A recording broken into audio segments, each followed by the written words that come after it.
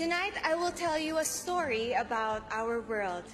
One day, I was conducting a storytelling session in Tondo, which is an area in the Philippines where the poorest of the poor live. So I asked the kids to fold their papers into half, and then inside it, I asked them to draw who they want to be when they grow up and where they want to go, like a dream destination. But out of the 10 kids sitting on the floor, only 3 of them knew what they wanted to be when they grow up, and only 2 of them knew where they wanted to go. These kids, they do not need us to win wars for them. They need us to build a world for them that will allow them to grow, to dream, to live. Let's build a world where children do not have to wake up to the sound of bullets and bombs, where women and children do not have to face a battle the moment they take one step out of the door. I stand here tonight, refusing to tell the same story to our next generation. Hi everyone, and hello to all the pageant fans all over the world, in the universe rather. Welcome back to my channel. Before we start with today's episode, let me greet first this amazing and wonderful people, because the channel na to, hindi mawawala ang batian portion. So let's start first with my very supportive friends. Let's start with Francis Ali Banban for always watching my videos, to Catherine Lazatin for subscribing to my YouTube channel, Christian Lisandra and Corinne Bailoses, my Tapi family, to my fairy godmother Marco Calilao. Good luck with your stage performance, mother, and thank you so much for your love and for your support. And to my TL Alex Maestro, thank you so much, TL, for your love and for your support. I really appreciate each and every one of you. And to my regular viewers, let's start with Anissa Tibus, Archie Samson, Christian Raz, Aubrey Bartolome, and to my cousin, JR Soriano, who's actually watching and working in Beijing, China. I love you guys. Thank you so much for your love and for your support. And last but definitely not the least, my new YouTube subscribers, my newfound family here in YouTube. Thank you to Kao Mercado, Bisa Patty from Osaka, Japan, Roland Relodge, working and watching all the way from Dubai, and to John Erwin Flores from San Pablo City, Laguna, Philippines. Hi also to Christine Decano, Janelle, John Patrick Ramos, and Heika Forcadilla. Special mention to Jamie Lorenzo Mojica for your sweet comment. Thank you so much, guys. I love you all. And if you're watching this latest episode here in my channel and you're not yet subscribed to my YouTube channel, what are you waiting for? Just click the subscribe button below and subscribe to my YouTube channel so that we can stay connected. For today's episode, guys, I'll be sharing you my pageant insight regarding Samantha Lo's decision in competing in Miss Grand International 2019 that'll be held in Caracas, Venezuela.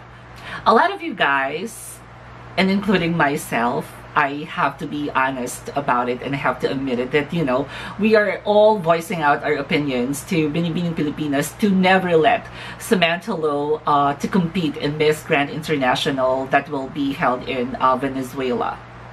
For some reasons, this year's host country has something to do with the Miss Grand International advocacy, which is to stop war and violence. So, let's find out what is really happening in Venezuela. Venezuela, as of today, has the highest inflation rate in the world. They don't have any access for medication and for food. And there's, a lot of series of violence and a lot more. I can say that giving out my opinion about the economic and political crisis in Venezuela is a very sensitive matter, because watching the news about this country will give us all an idea on what is really happening in Venezuela. And for me, this is somehow that, we or everyone can actually relate to that. So despite of the tension that is currently happening in Venezuela, Miss Grand International still decided to let the pageant happen in this country. I have some concerns and, you know, my worries as well. Number one will be the safetiness and the security of each and every delegates. Can Miss Grand International afford to have a tight security? Because all the candidates or all the delegates are actually expected to be in Caracas, Venezuela on October 8th of 2019. Second, how they can handle their outside pageant activities.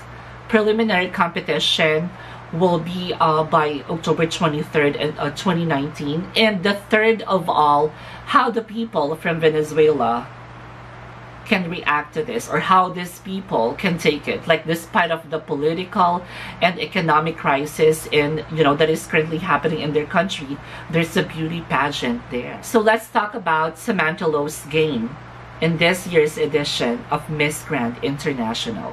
Are we competing again for another runner-up placement? Or maybe a crown this time? Or just nothing, like what happened to Eva Patalinhog? Well, we all know how well-spoken this girl is. She speaks what's on her mind. And if Nawat will play fair, which I highly doubt, but somehow I still have, you know, small hope in me that he will play fair this time, Samantha Lo can really slay the speech portion and the final question and answer portion of this pageant. So let's take a look of Samantha Lo's overall performance in Binibining Pilipinas Coronation Night.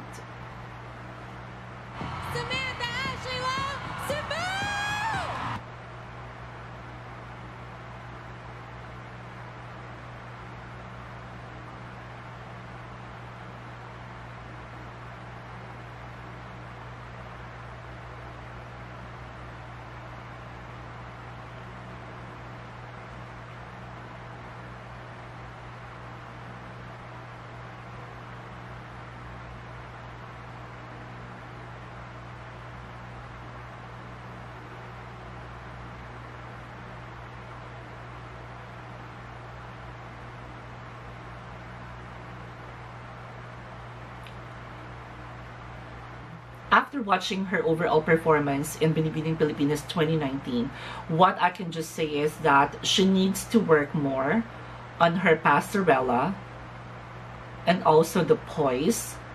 But the exotic aura, I love it.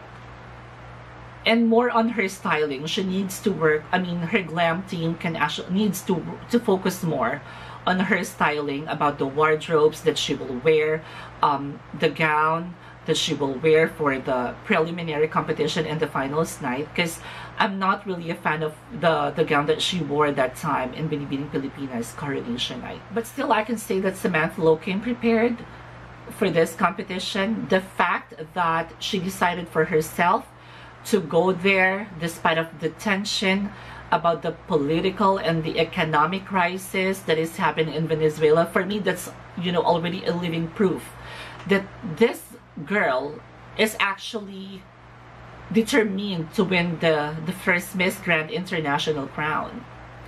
And she's Bisaya after all. Alam naman natin, Zay, ang mga Bisaya, Zay, palaban ng mga Bisaya, Dong. So for me, she can carry herself and she will definitely stand out in this competition.